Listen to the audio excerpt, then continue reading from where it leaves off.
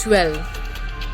चकिया गांव के लोगों में डायन का खौफ घर कर गया था, इसलिए पुलिस इन्वेस्टिगेशन से नाखुश होकर सबने एक सभा बुलाई थी। लेकिन वहां अभिमन्यु को वो रहस्यमयी शख्स दिखा जो उसे पेड़ के पास मिला था। लेकिन अभिमन्यु उस शख्स तक पहुंच पाता उससे पहले ही वो शख्स वहां से गायब भी हो गया।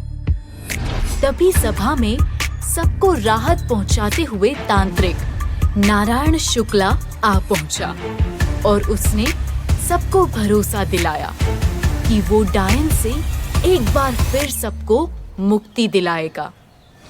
चकिया गांव के लोगों को डायन के कहर से बचाने के लिए तांत्रिक नारायण कुछ सिद्ध किए हुए धागे लाया था। लेकिन जैसे ही वो धागा लेकर अभिमन्यु की तरफ बढ़ा, उसने झटके से वो धागा हाथ से खींचा और गुस्से से उस धागे को तोड़ते हुए बोला, भाड़ में जाए तुम्हारा ये धागा। लोगों को बेवकूफ बनाना बंद करो। हम 21वीं सदी में जी रहे हैं। ये देख नारायण शुक्ला का चेहरा गुस्से से लाल हो गया, जैसे कोई उबलता ज्वालामुखी फटने वाला हो। उसने क्रोध में उबलते हुए अभिमन्यु पर हाथ उठा दिया, लेकिन अभिमन्यु ने उसका हाथ तुरंत पकड़ लिया। अभिमन्यु उसका हाथ झटकते हुए गुस्से में बोला, एक पुलिस इंस्पेक्टर पर हाथ उठाने का क्या अंजाम होता है, ये तो आपको जेल में रहकर ही पता चलेगा। नारायण उसे जलती निगाहों से देख रहा था, जैसे कि वो अभिमन्यु को अभी जलाकर भस्म कर देगा। अभिमन्यु ने फौरन टीआई दशरथ से कहा, परमिशन दीजिए सर, हम अभी इन्हें अरेस्ट करते हैं। एक पुलिस वाले पर हाथ उठाने की हिम्मत भी कैसे हुई इनकी? कम से कम 10 साल की जेल होगी, तब होश ठिकाने आएंगे इनके। और जेल में बहुत सी धार्मिक किताबें भी रहती हैं, पढ़कर दिमाग भी थोड़ा खुलेगा इनका, जो इन सब तंत्र मंत्र से भ्रष्ट हुआ पड़ा है। सारे गांव वाले ये सुनकर हैरान थे। सरपंच, बलराम और कई पंचायत सदस्य अभिमन्यु को हैरानी भरी निगाह से देख रहे थे। किसी को कुछ समझ नहीं आ रहा था कि क्या बोले। तभी तांत्रिक नारायण शुक्ला की आवाज गूंजी, बस, बहुत बोल लिए तुम इंस्पेक्टर। अब और अपमान नहीं सह सकते हम। नारायण शुक्ला ने फिर सारे गांव वालों को देखकर ऊंची आवाज में कहा, अगर आप लोगों को यही लगता है कि मैंने कुछ गलत किया है तो ठीक है, दे दीजिए मुझे सजा, लगा दीजिए हथकड़ी। ये कहकर नारायण ने अपने हाथ अभिमन्यु के आगे कर दिए। बलराम ने ये देखकर हड़बड़ाहट में कहा, ये आप क्या कर रहे हैं नारायण जी? अपमान कोई और करे और सजा किसी और को मिले, ऐसा नहीं हो सकता और ना ही हम होने देंगे। बलराम गुस्से में तमतमाते हुए अभिमन्यु के पास गया और अकड़ते हुए बोला, ये किस तरह का व्यवहार है आपका? आप नारायण शुक्ला जैसे विद्वान तांत्रिक का अपमान कैसे कर सकते हैं? और आप इन्हें जेल में डालने की सोच भी कैसे सकते हैं, जबकि इन्हें नहीं बल्कि आपको इतने सिद्ध तांत्रिक का अपमान करने के जुर्म में सलाखों के पीछे होना चाहिए। अभिमन्यु ये सुनकर आग बबूला हो गया और चिल्लाकर बोला, मैं इन डायन, अमावस्या और बेवकूफी के तंत्र मंत्र के धागों में नहीं मानता, जिन्हें आप सब सुरक्षा कवच कहते हो। और तभी अचानक ऊपर आसमान से मांस का एक ताजा लोथड़ा गिरा। ये देख अचानक हर तरफ शांति छा गई। दीनदयाल मन ही मन सोचते हुए बोला, शायद डायन अभिमन्यु सर की कही बात से नाराज हो गई। हर कोई खौफ भरी निगाहों से उस मांस के लोथड़े को देख रहा था। नारायण शुक्ला ने अभिमन्यु को एक तीखी मुस्कान के साथ देखा और अपना झूला उठाकर वहां से चल पड़ा। ये देख सब हैरान रह गए, सिवाय अभिमन्यु के। सरपंच और सभी गांव वाले तुरंत ही नारायण के सामने आकर मिन्नतें करने लगे कि वो उन्हें इस तरह खतरे में छोड़कर ना जाए और जैसा उन्होंने तय किया था सारी विधियां पूरी करें। बहुत मिन्नतें और हाथ जोड़ने के बाद नारायण रुकने को राजी हुआ और गांव वालों की तरफ देखते हुए ऊंची आवाज में बोला, ठीक है, मैं सारी विधियां पूरी करूंगा। और फिर उस मांस के लोथड़े की तरफ देखते हुए बोला, और उस डायन से तुम सब लोगों को बचाऊंगा, लेकिन उसके लिए हमारी एक शर्त है। सरपंच ने तुरंत पूछा, आप अपनी शर्त बताइए। गांव वालों की सुरक्षा के लिए जो बन पड़ेगा किया जाएगा। ये सुन पहले नारायण ने एक नजर अभिमन्यु की ओर कुटिल निगाहों से देखा और फिर गांव वालों की तरफ देखते हुए बोला, जैसा कि तय हुआ था, मैं अमावस्या की रात ये विधि पूरी करूं, पर उससे पहले इस इंस्पेक्टर को आप सबके सामने मुझसे माफी मांगनी पड़ेगी और सुरक्षा कवच पहनना पड़ेगा। अभिमन्यु ये सुनकर हैरान रह गया। उसे समझ आ गया कि हो न हो ये तांत्रिक अभी।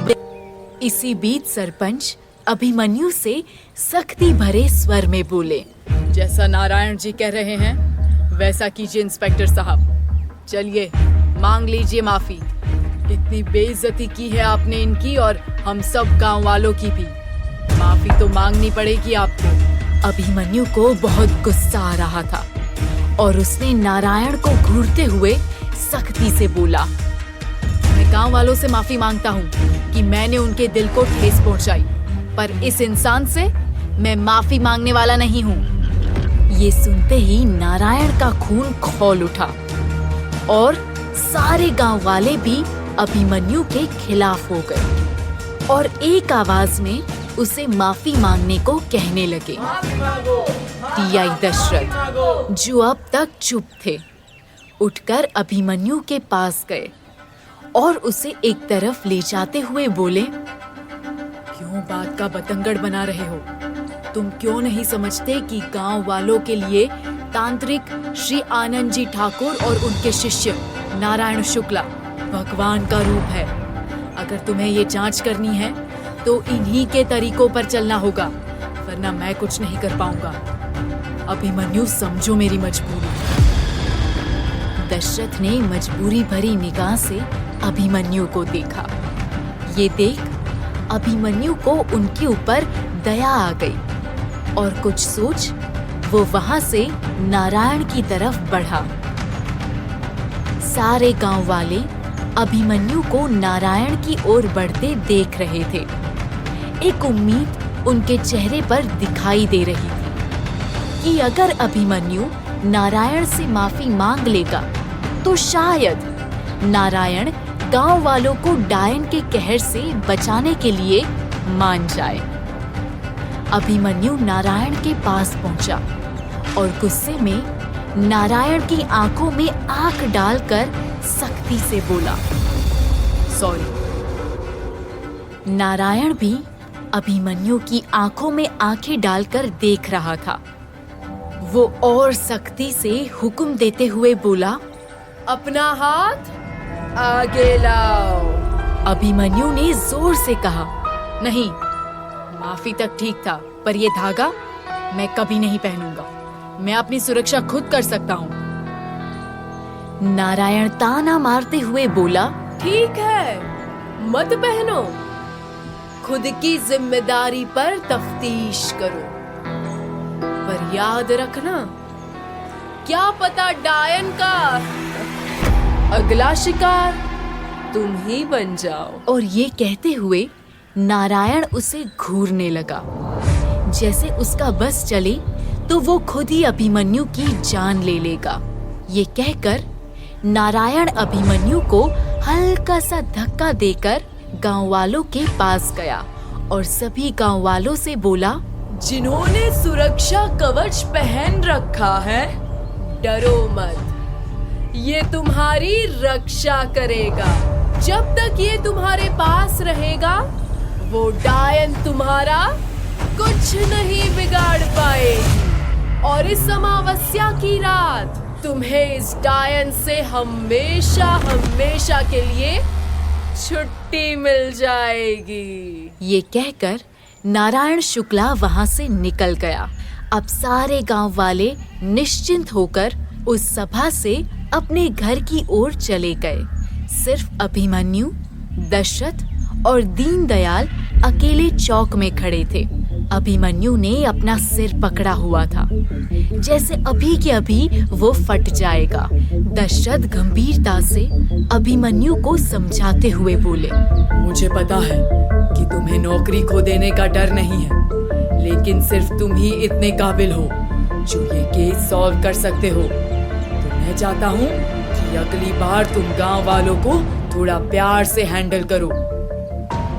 दशरथ की बातों में सच्चाई थी और अभिमन्यु को भी पता था कि वो उसके भले के लिए ही समझा रहे हैं। अभिमन्यु की तारीफ सुनकर दीनदयाल भी अपना कॉलर, टोपी ठीक करने लगा, ये सोच के कि दशरथ उसकी भी तारीफ करेंगे। मगर दशरथ उसे अनदेखा करते हुए गाड़ी की तरफ बढ़ गए। दीनदयाल मायूस हो गया। वहां से निकलकर जब अभिमन्यु और दीनदयाल घर पहुंचे तो उन्होंने देखा कि पूरा आंगन धूल भरी हवा से भर गया था और कुछ भी देख पाना मुश्किल था। दीनदयाल को डस्ट से एलर्जी थी और वो जोर से छींकने लगा। थोड़ी धूल अभिमन्यु की नाक में भी घुस गई और वो भी छींकने लगा। तभी उसने देखा कि बहुत सारे गद्दे आंगन में रखे हैं। अभिमन्यु ने धूल के कारण खांसते हुए कहा, किस पागल ने यहाँ धूल झाड़ी है? मुझे तो लगता है कि पूरा गांव एक पागल खाना है। दीनदयाल का छींक छींक के बुरा हाल हो रखा था। वो आगे बढ़ा ही था कि एक गद्दे से टकरा गया और जमीन पे गिर गया। तभी अचानक उसकी चीख सुनाई दी, आ! अभिमन्यु वहां दीनदयाल को उठाने गया तो धूल के कारण उसे दिखाई नहीं दिया और वो दीनदयाल पर गिर पड़ा। दीनदयाल दर्द भरी आवाज में बोला, आज का दिन ही भयानक है। अभिमन्यु ने उसे उठाते हुए कहा, तुम चीखे क्यों? क्या हुआ? तभी प्रीति की आवाज आई, सॉरी दीनदयाल जी, मैंने आपको मारा। अब थोड़ी धूल हल्की हो गई थी और अभिमन्यु ने देखा कि प्रीति हाथ में एक डंडा लिए एक लटके हुए गद्दे के पास खड़ी थी। प्रीति को बुरा लग रहा था कि उसने दीनदयाल को डंडे से मारा। अभिमन्यु को बहुत गुस्सा आया। पहले से ही उसका माथा ठनका हुआ था और वो प्रीति पर बरस पड़ा। तुम्हें इतनी सी भी अकल नहीं है कि तुम आदमी और गद्दे में फर्क नहीं समझती? तुमने जानबूझकर दीनदयाल को पीटा, उसको चोट पहुंचाई। प्रीति गुस्से से अभिमन्यु से बोली, मैंने ये जानबूझकर नहीं किया, मुझे दीनदयाल आते हुए दिखा ही नहीं, इसमें मेरी कोई गलती नहीं। अभिमन्यु ने चिल्लाकर बोला, क्या तुम्हारी आंखों पर पट्टी बंधी थी जो तुम्हें इतना बड़ा इंसान आते नहीं दिखा? प्रीति ने कड़क सा जवाब दिया, मेरी आंखें बंद थी और गद्दा पीटते हुए मुझे सिर्फ तुम्हारा चेहरा दिखाई दे रहा था, पर अफसोस तुम्हारी जगह बेचारे दीनदयाल को लग गई। अभिमन्यु प्रीति को नफरत भरी नजरों से घूर रहा था। प्रीति को भी अभिमन्यु को देखकर आंखों से अंगारे निकल रहे थे।